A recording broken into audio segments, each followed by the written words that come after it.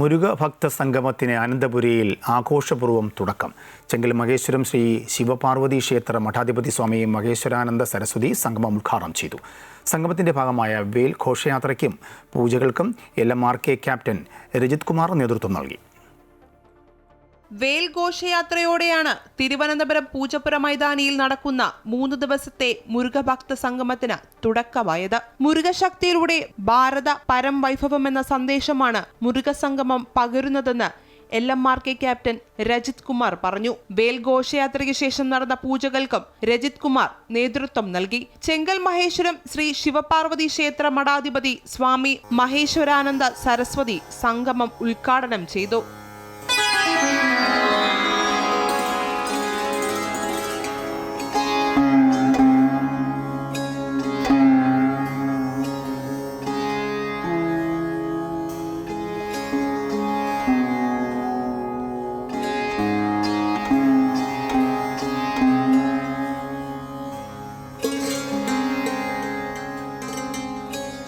ശിവന്റെയും പാർവതിയുടെയും പുത്രനായ മുരുകനും ഗണപതി. അപ്പം അതിൽ മുരുകൻ്റെ ശക്തി വളരെ വലുതാണ്. ആ ശക്തിക്ക് കാരണം ശക്തി വേലാണ്. മുരുകൻ്റെ വാഹനം മയിലാണ്. അപ്പോൾ ഈ വേല ആയുധം ആക്കിയിട്ടുള്ള വേലായുധൻ, ആ വേലായുധനെയാണ് നമ്മൾ മുരുകനായി പ്രാർത്ഥിക്കുന്നത്.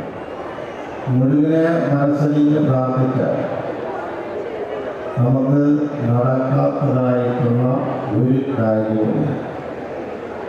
എല്ലാം സാധിച്ചു തരുന്ന ഒരു മഹാശക്തി അത്ഭുതമാണ് മുരുകൻ. ഉദയസമുദ്ര ഗ്രൂപ്പ് ചെയർമാൻ ചെങ്കൽ S. രാജശേഖരൻ നായർ അധ്യക്ഷത വഹിച്ചു. മുരുകഭക്ത സംഗമം സാംസ്കാരിക നവോത്ഥാനത്തിന്റെ ഭാഗമാണെന്ന് ഹിന്ദു ധർമ്മ പരിഷത്ത് പ്രസിഡന്റ് M. ഗോപാൽ പറഞ്ഞു. മുരുകഭക്ത സംഗമത്തിന്റെ ഭാഗമായി നന്ദഗോവിന്ദം ഭജൻസിന്റെ ഭജനയും ഉണ്ടായിരുന്നു.